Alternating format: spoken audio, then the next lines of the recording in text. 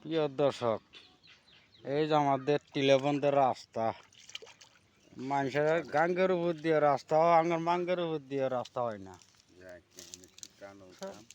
এই যে গ্রামটা, এই গ্রামে কোনো রাস্তাঘাট নাই।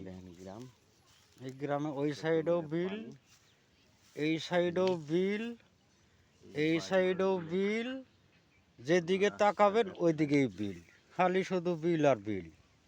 দেখছেন কত সুন্দর জায়গাটা, এত সুন্দর জায়গাটার মধ্যে রাস্তা নাই।